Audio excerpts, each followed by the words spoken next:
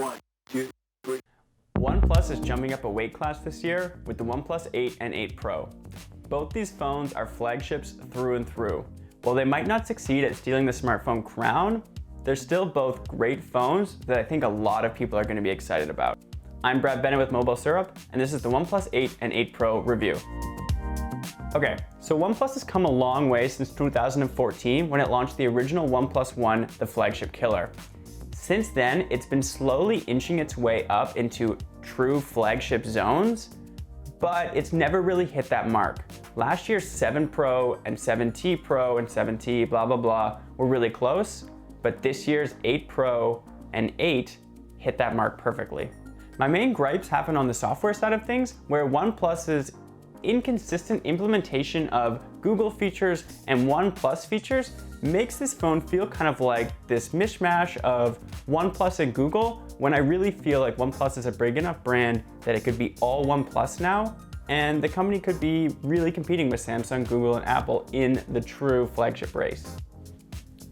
So when it really comes down to it, I'm still a huge fan of both these phones. I think the hardware is fantastic. I think the cameras are fantastic as well. Even though I know they're not the best smartphone cameras out and about, I still think the photos have a filmic quality to them that I really appreciate in my own photos. Not that everyone will love it, but for me, this might be my favorite smartphone camera yet. The OnePlus 8 Pro is the better of the two. It has a 3x zoom lens, a 48 megapixel ultra wide angle camera, and a 48 megapixel regular lens. It also has a color filter camera, but I didn't end up using that one very often. Still, the mix of zoom, ultra wide, and regular lenses is the most versatile camera toolkit you could want on a phone, so OnePlus has done a great job implementing it here. The OnePlus 8, on the other hand, loses the zoom lens and instead has a macro lens, which is kind of weird. Still fun, but I would have killed for that zoom lens to be on the 8 as well. Moving around to the front of the phones, the screens are spectacular. OnePlus has done a lot of extra work to make sure colors are accurate this time around, but the real stars of the show are the 90 and 120 Hz refresh rates.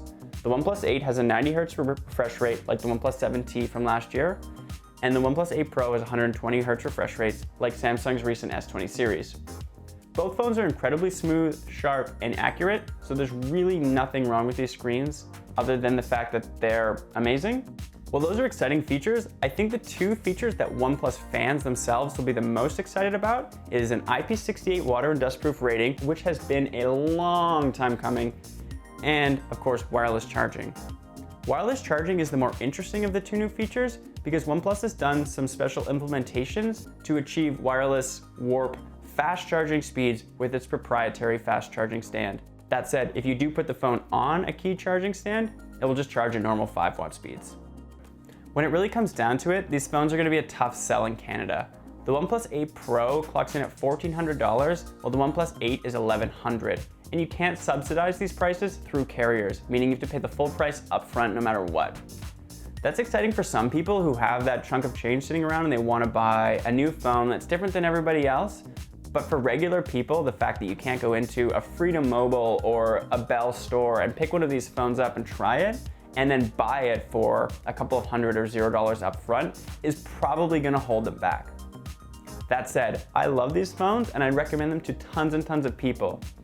If you wanna learn more about the phones, make sure you check out my full written review at MobileSyrup.com or follow me anywhere at TheBradFad. And thanks.